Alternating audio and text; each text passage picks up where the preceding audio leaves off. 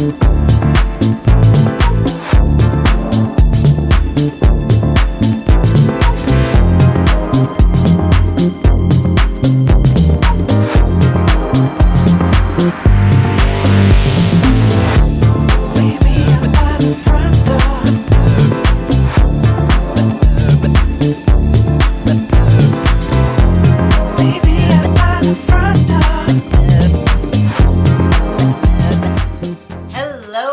and good morning. I am Kim Hayden, and this is Kim Talks All Things Real Estate, where we tackle real estate from all the different angles, because trust me, there's no just one way. Today's guest, pretty excited because we're actually going to be looking more so into the deep dive of management and how to get things done. Because, we as real estate agents, we know how diverse and complex real estate is. Everything from managing our clients to growing our business to maybe even building a team or opening a brokerage. So she's going to give us a lot of insight as to what that looks like from a management, time management, and getting stuff done. So, real quick, I want everybody, please go over to www.queensofresilience.shop. This is my store online where it's, got some sass, got a fun, but please do straighten your crown, shop around, check out queensofresilience.shop. So my guest today, as a child, Haylee dreamed of becoming an astronaut, but quickly found out it involves a lot of math. So does real estate, but we can get past that. She decided to move her love of curiosity and creativity in a different direction and found some missing links along the way. She noticed too many entrepreneurs and business teams feel stressed, unfocused, and stuck, and find it challenging to keep up with the never-ending cycle of problems that seem to arise each week. The bottom line is I often are not performing at our highest potential. So thinking big, solving problems, and getting efficient has been Haley's specialty since she was a wee kid. Finding new ways to sneak candy at night, being the go-to, can you help me friend, and always in pursuit of innovation. While growing up, taking on and beating aplastic anemia, a life-threatening autoimmune disease, she had the chance to experience life in a new light. The whole experience itself taught her to never settle for less and to live life as if there's no tomorrow. Ever since, she followed her passion and used her gift to help others become the highest version of themselves, to create more impact and innovation and income. Haley helps business teams solve big problems in little time. She takes what would normally be a 7+ days of work and gets it done in as little as 1 hour with her speedy, fun workshops. The outcome? A happier, more productive, harmonized team ready to take on any opportunity and problem with ease. All righty, so let's get Haley in here. Haley, where are you? Woo! Hello. I'm gonna get a clap machine at some point in time. So we have Oh, some yeah. applause rolling. Wouldn't that be killer? Yes, Yeah. yay! Awesome. Welcome to the show, Haley. Good Thank you morning. so How are much. you? I'm doing fantastic. This energy this morning is amazing. I didn't even have any coffee or tea or anything, but I feel excited. So I'm on my fourth cup, so I got us covered. So we're good. you got me riding the whole rest of the way. All right, so Haley, I like to start out with who are you? And give us a little something that's not on your bio and not everybody knows, except for maybe that go-to friend that said, can you come bail me out? Yeah. Oh my gosh. It's always a loaded question. Who am I? There's only descriptors that we can use for such a loaded question. And I would say first and foremost, I'm a creator. I've always been obsessed with learning, creating, making new things, whether it was DIY projects. I think I mentioned I was in love with magic as a kid, and so the idea of turning nothing into something was always really fascinating.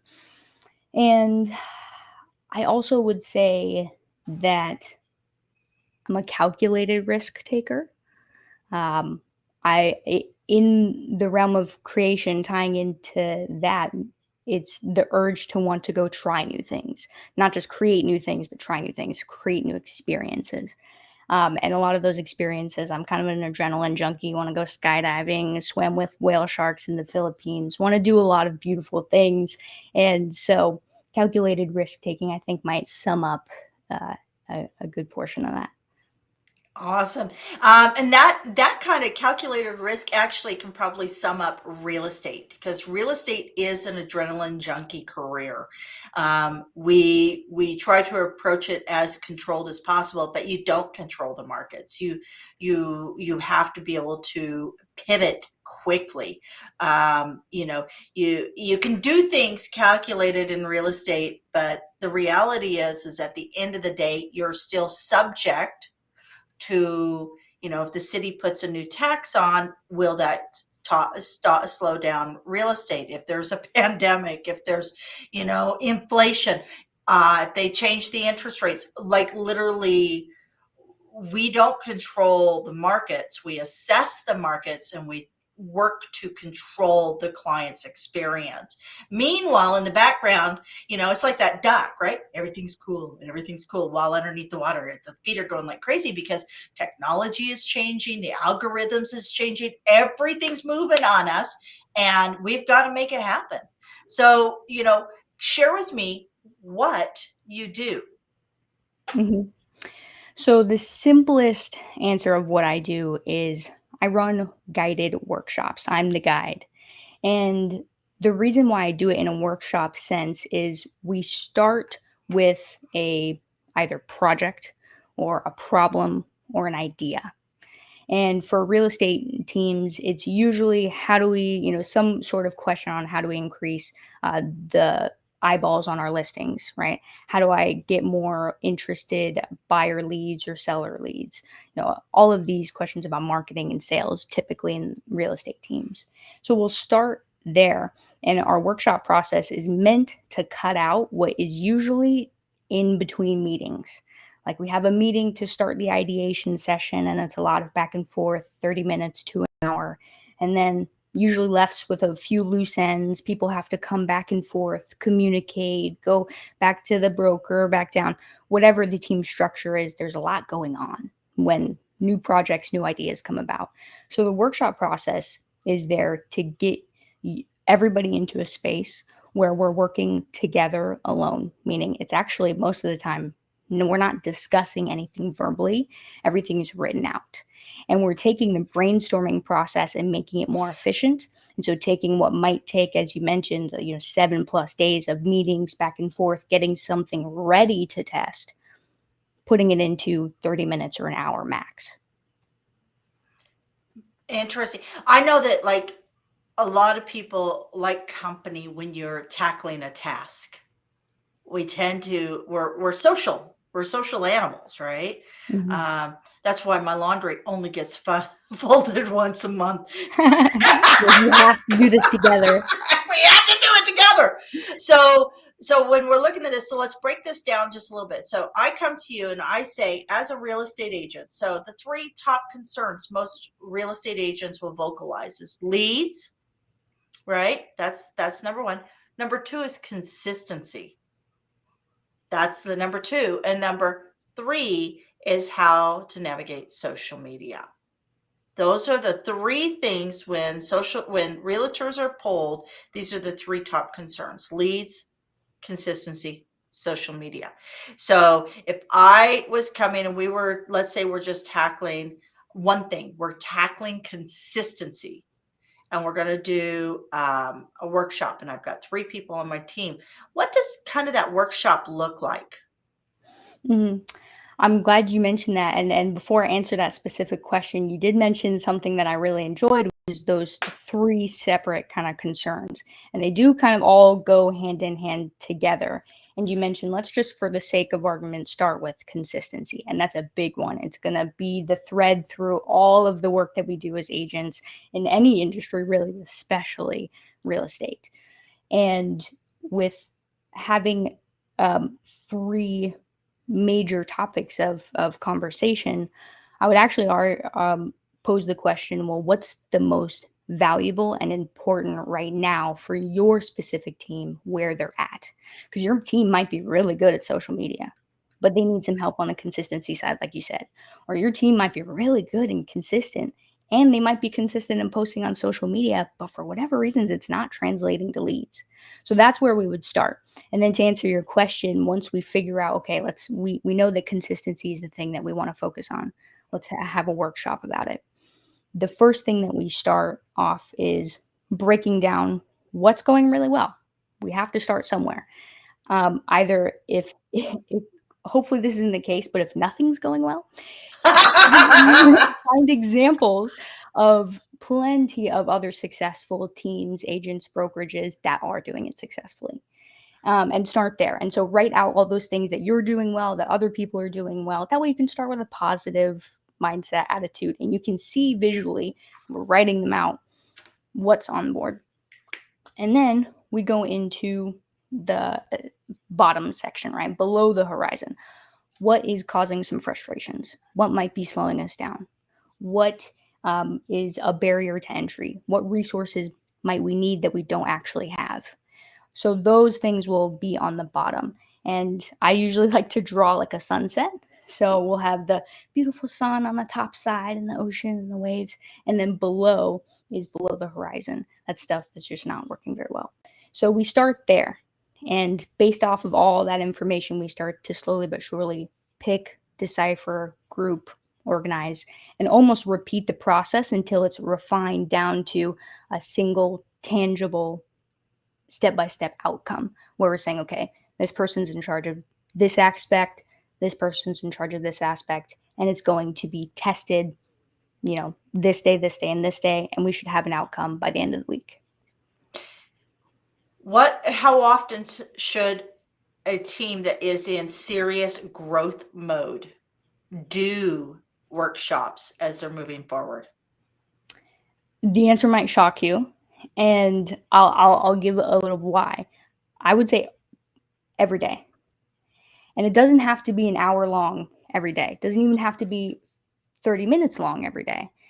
And it doesn't have to involve every single person every day. Like you mentioned, a team can be 2 people. As long as there's one other person there with you, you can create that workshopping, style session where the workshop is the word, but what we're really doing is just boiling down to one singular thing. So I would say set a timer for 15 minutes. And I there's something called a lightning decision jam, and I didn't make it up. I believe that it was created by AJ and Smart, so people can go look this up, and they can implement it. It's a lightning decision jam. It takes as little as 30 minutes to 15 minutes, and if they want to try it for themselves, like do that. Replace your team meetings with these instead. Usually, more people will have their voice heard.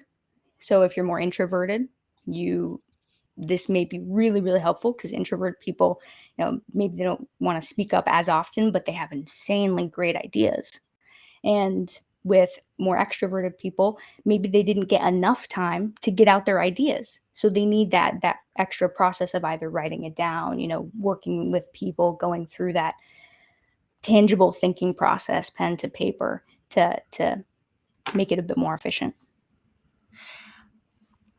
So every day. So how does this look when so many people are not going back to shared workspaces? So that's a big one. Is a lot of times you don't know what your counterpart is doing because you feel there's less control because they're not within the same shared space. Are you coming across that? Like real estate agents have always kind of had that in the sense that we're always out in our car, we're always out and about. But even when you don't have a physical office space that you're sharing with people, what are some of the solutions around creating that sense of community that I think a workshop does give, that meeting does give? What are some solutions around that within the virtual world? I'm glad that you brought that up because not only are we still in the midst of a pandemic, but we're also at a point just technology wise where There's brokerages like EXP. It's a completely virtual brokerage. I had not even heard of that until, like a year ago. I was like, whoa, this is amazing. And so it's very common for brokerages not even to have offices, even smaller local ones. They know each other. Maybe they meet up every so often, but it's not a constant coming into the office type of thing. Virtual workshops, I run those, and they're, in my opinion, just as fun, if not even more fun, because you do have the capability of being in your own space, wherever that space is, and you are able to just up and leave, log off, and go do what you need to do. And that's the beauty of it. So the way that it works is there's applications and stuff that we can use. I use Miro, and so it's essentially a digital whiteboard that has sticky notes and all that stuff. So people are using the same materials just in a digital format. And I will say that there is, of course, benefit in any creative process to being in person. There's nothing that compares. But there is a very big difference between having that and then going from complete isolation to where you're barely interacting with anybody, even online, through that workshopping style, to having something that's bridged and where we're actually communicating online. And it may even, again, because we're working together alone, it creates less distractions. Nobody's right next to you, like, what are you writing down for that? Like, nobody's actually right next to you, are in the room alone. And so if you do go on mute and everybody's set for that 5-minute timer writing down their ideas, it could make it even more effective. Okay, so takeaways, right? So start out with what's going well. Find a positive, start on a positive note. Closing and working through that, and then having, what are the barriers, and then what are the resources. So the resources, I like how you bring that in, because that makes people be solution oriented. Too many people will focus on the negative. You're doing this wrong, it's being done wrong, and they're not like seeking solutions. They're staying within that negative space, and negative only begets more negative, right?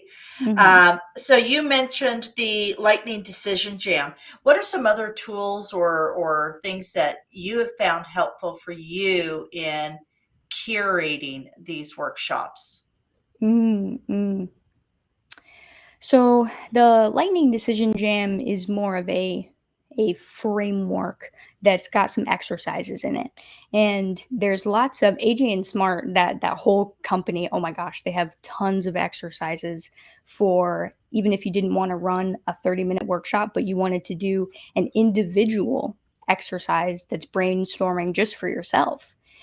There's lots of resources there. I would say that's the number one resource for brainstorming exercises in particular, um, in a workshop setting too. And on the flip side, I would say a lot of the curation of those ideas and getting ready to collaborate actually happens outside of work. Yeah. Most of it happens outside of work, I would say. And that's where my high performance kind of coaching self comes into play, where we say, you got to enjoy your life. You got to be less stressed in general to feel your best when you go to work and perform your best. If you feel good, you're going to perform well. If you feel bad, you're going to perform bad. And that's not to say that you can't get things done even though you're stressed. Lots of us, actually, stress pushes us to get things done and really, grind our gears. But as we know, and as we hear all the time, that over the long term is really doing us more harm than good. So the tools that I usually recommend for this curation process by ourselves is, because it's so individualized per person. And of course, everybody can say, go exercise, get outside, do all that stuff. Yeah, sure, those things are definitely going to help you. But you have a whole life, and I don't know your schedule, and I don't know any of that stuff. And I don't know what you like to do for fun. You might not like to bike, but you might like to scooter. And so for you, it's figuring out what brings me some peace and some joy. And for people who are really stressed, sometimes it's even hard to think of what those things are. Yeah. And so starting with a practice where, and this will, it's a practice in awareness, and it's also a practice in helping you get to a place where you can start to think of these things more often and do them and implement into your life. Um, but as you're going through life, if you think, oh wow, I'm feeling really good right now, take a second, acknowledge it, and acknowledge what is actually making you feel good. If you're out at a park, and you're with your significant other or your friends or your kids or whatever that is, it's most likely spending time with that person. And so if you can spend more time with that person, then that will inevitably help you feel better more often. So finding little things that are creating those moments of peace, joy, harmony, clarity, all of that, and fun too. You want to be excited.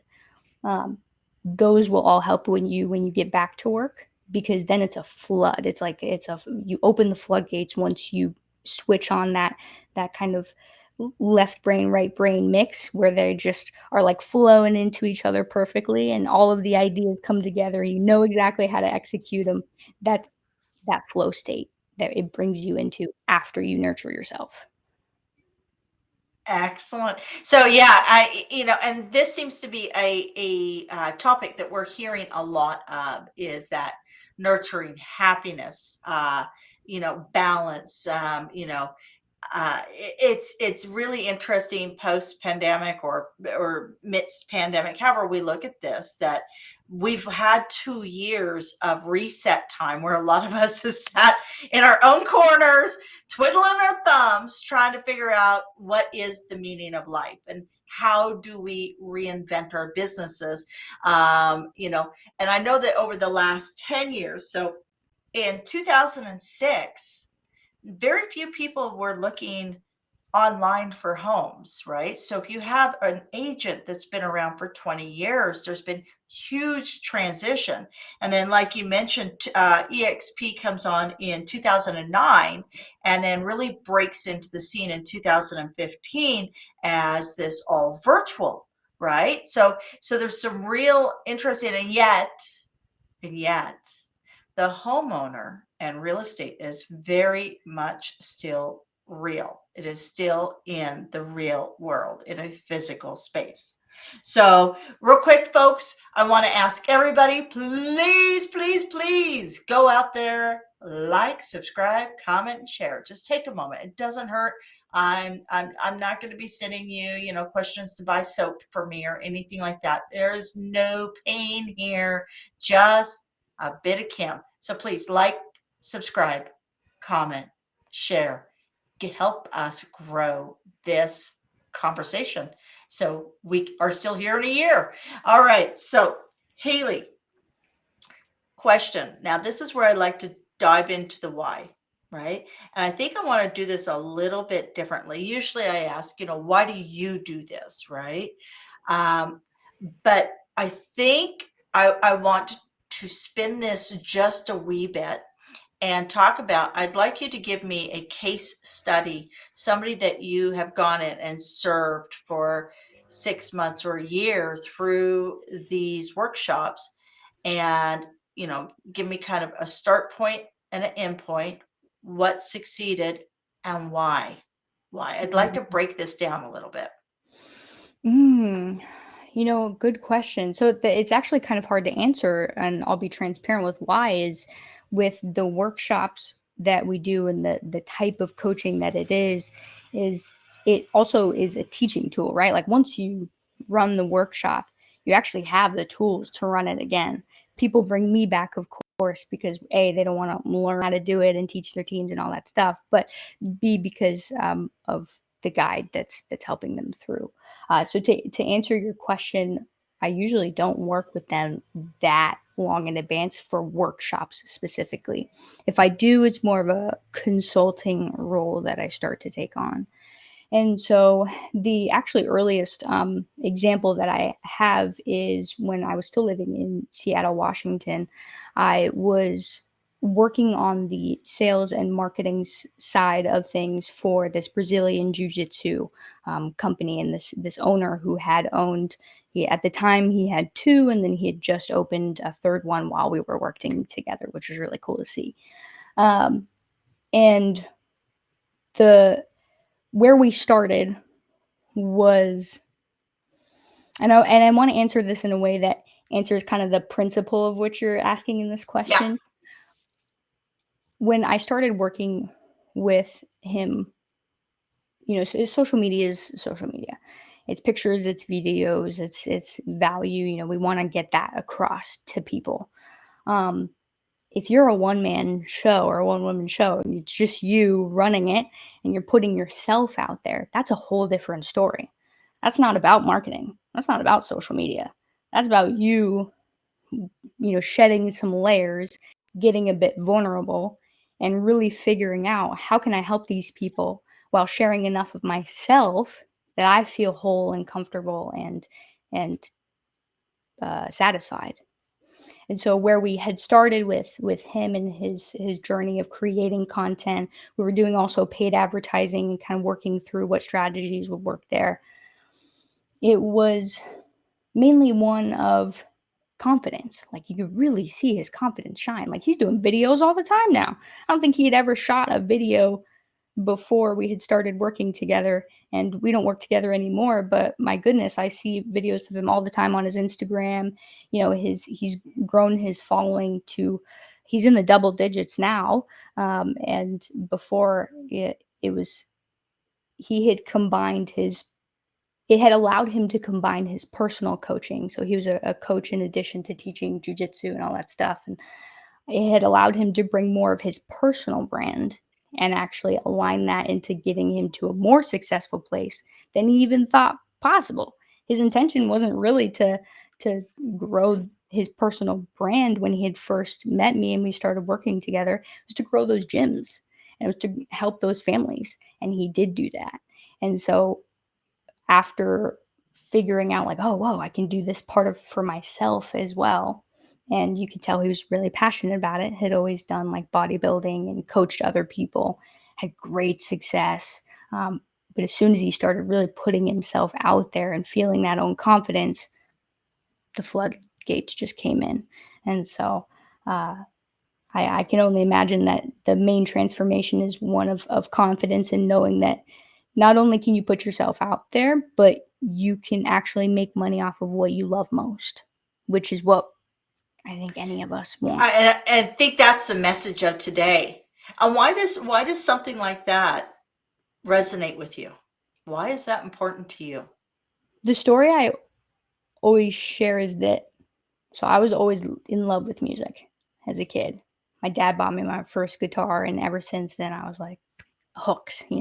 Didn't want to be on stage though. Found out in high school I had played in some bands in like middle school, high school age, and then wanted to be behind the scenes and produce music. Again, back to that creation. How did it happen? And so after high school, I was working at a recording studio in Seattle, Washington. Um, and they had done, Nirvana, the Foo Fighters, Macklemore, Soundgarden, Heart, just an incredible place to learn and work. And so we had amazing musicians come in, and we also had musicians who were just from around the Seattle area and wanted to make their music heard. And it was heartbreaking for me to struggle to pay for everything myself while trying to make what I loved work. And it's heartbreaking to see almost everybody that came in there struggling to do the same thing and putting their hard earned dollars that they worked at, some fitness, 24-hour fitness or Jimmy John's or wherever they worked, to put it into this only to make nothing off of it. When I knew that if people heard it, it would change. Like, when you can, I mean, music is the immediate change in Well, somebody's and physiology. Macklemore, oh my God. Like Yeah, that is yeah. I love that. I mean now Yeah, I've got, I've got a thrift shop just like, yeah. already going in my head, right? But Mhm. so you got to meet some of these people at their kind of their origin level, or like, I got to meet, so I didn't meet the Foo Fighters or anybody from Nirvana or anything yeah. like that.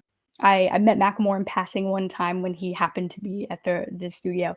Um, but what had really, ask your question again, because I want to answer it in the right way. So you're talking about, strip away the big names. We say the Yeah. big names because they're the names people recognize, and I just got kind of starstruck when I heard Yep. Macklemore because absolutely love him. But so when we're talking about the other artists who are coming in who are doing, and you were watching Mm, them work at Jimmy John's to get this done, and we know statistically what people make if they're at the top, but what most people don't realize is that you're still in that awareness space. Are people aware of what you offer? You don't make a lot of money. It's like the average real estate agent. Most people, they watch Selling Sunset and they yep. assume all real estate agents must be millionaires. And the reality is, the average real estate agent in the United States makes $46,000 a year. And that average, and the statistically, 87% of real estate agents, when they get their license, will no longer be in business after 36 months. So you got a 13% chance of survival. So how are you going to not only survive, but get at least to the minimum standard of living of 75K, Yeah. right? So you're just saying that you would see people come in and record, and they spend all their money being in a space of what they're passionate about, but they go out and have to work and get the money. And that was part of your bringing this in of how do you work better, smarter, more efficiently, and get more work done in less time. Yeah. And how do you, if you want, turn what you're really passionate about into an income so that that work that you're actually doing is producing something for you? Because often we're spending time doing so many things, but those things aren't producing what we want. Absolutely. Um, you know, so I mean, every industry has similarities, right? And so and you've Mhm. moved, but your job is portable. Yes. So um, have you found that with a physical move that you've had more opportunity, or is everything still kind of the same? Or where's your kind of your projections and what you're doing? Yeah, it's interesting because I moved in from Seattle to Florida, Southwest Florida in 2019, like right before good old coronavirus.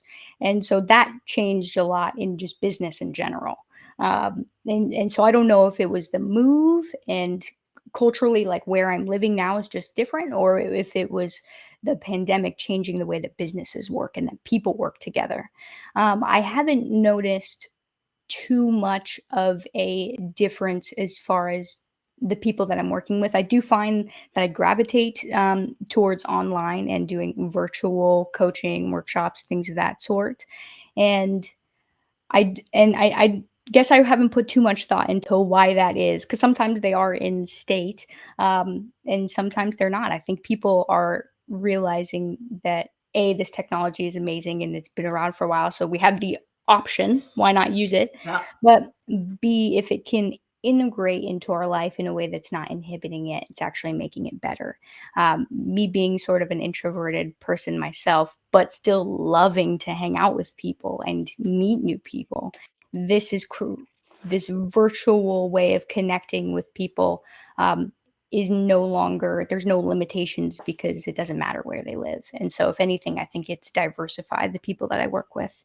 I'm gonna talk next week with somebody who's in Johannesburg, South Africa, and talk to people in India. I had somebody on my team from a different business who was in some small island in Madagascar, and just all really cool stuff. Yeah, Now you can say you actually know somebody from Madagascar. That's awesome. yeah, I mean, and it's funny because all these, I think because of media, we know more about the world. And then with having social media and the online tools, it's brought the world together.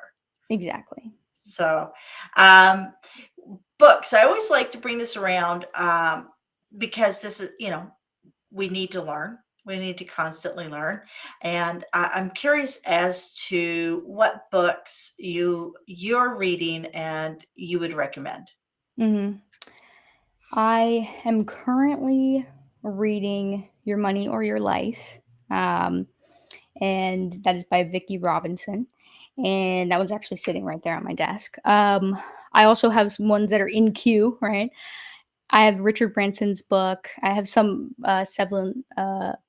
Seven Habits for Highly Successful People. That one I haven't read yet, but classic, of course. So there's those. But really, the one that comes to mind first when I think of what book has changed my perspective on life and business, and that I can actually implement into my life and business. And it's really quick, simple, and easy to read. And I would read it every week to a month. Is The Seven Spiritual Laws of Success by Deepak Chopra. That book Excellent. is really good, and I think if, it's not even really about spirituality in a sense. I think there's way more practical application to our real world than maybe others would give it credit for, but, I listened to it. It's an audiobook too, so if you go for a run or if you go for a drive, you can listen to the whole thing in, like, an hour. I'm actually going to download that today. I've got my Yes. Audible account and I have like 14 credits right now. So, Perfect. uh, I've got one for you that I think you will love. Have you listened to Atomic Habits by James Clear? Yes, love that book. Love How could I that book. forget that book? That guy, James Clear, energy. Oh my Yes. goodness. I would love to be in a room with him because I bet you he's just infectious. Like, well, Yes. not in the bad way. Not like I guess I Not the gotta watch how I coronavirus way. say that in today's world. But I sorry.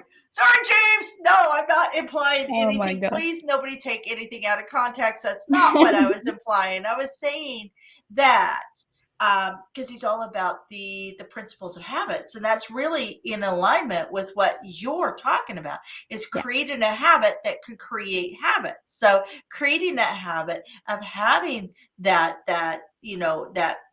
not that meeting, creating that space that can allow for new habits to form so you can circumvent the erroneous amounts of time that we put into stuff that really are not the revenue generating activities, right? These tend to be time sucks, right? Things that just weigh you down. Um, Anything that I haven't asked you up to this point that you would love to share? as you were talking more about Atomic Habits, I had thought immediately of Andrew Huberman and the Huberman Lab podcast. I think that that's a really good resource for people. It takes neuroscience and our body's chemistry, and essentially Andrew Huberman puts it in a way that's practical knowledge. We don't necessarily need to know the names of all the neurons in our brain and where things are located, but if we can understand what makes those habits, just like you were saying in James Clear's book, he touches on a lot of that Yeah. neurology. And if we can start to work with our own body to make those habits easier, beautiful. So he talks about sleep, stress, working out, and also productivity habits, shift work. So if you work really late at night or other countries, things like that. So really cool podcast. Awesome. Okay. Where can people connect with you? And by the way, I love your middle name. Is it Kalani? Kalani, yes. Is that by chance maybe Hawaiian or where is that from? Hawaiian, yes. I love Means sent it. from heaven. I love it. Okay. So, where can we find you? You can find me right here on LinkedIn. You can find me on Facebook, and you can also find me on my website, hkalaniconsulting.com. Perfect. Okay. So, close us out. Quote or affirmation that you pull on even when the days are dark. Mm, I'll do both, if that's okay. Quote, Perfect. favorite quote. Everything that you want is on the other side of fear. And my affirmation is I am gratitude. Mm, the embodiment That's of that gratitude. that's beautiful. Thank That's you. beautiful. And what a great way to start my Thursday. I appreciate you sharing your time. Thank you so much, Kim. I appreciate you inviting me on. Excellent. All right, folks, that's it for today. We try and keep it right and tight because we know that you're going to go out and rock the rest of the day and make it amazing. So close some deals, get those leads, get creative in finding your leads. Don't just like sit back and wait and hope that, Zillow's going to send you something. Go out there, connect. They say your net worth is in your network. So get out there, meet some people, and make magic happen. Check out queensofresilience.shop. Oh, and by the way, you can go to resilientgift.com and get our monthly magazine for free. We don't even ask for a credit card, so there's no bill. There's nothing that's going to happen. I mean, come on. This is the best deal you're going to get today. So again, I'm Kim Hayden, and I am super grateful that you took time to share your most precious commodity, your time, with us. So again, until next time, have a good one.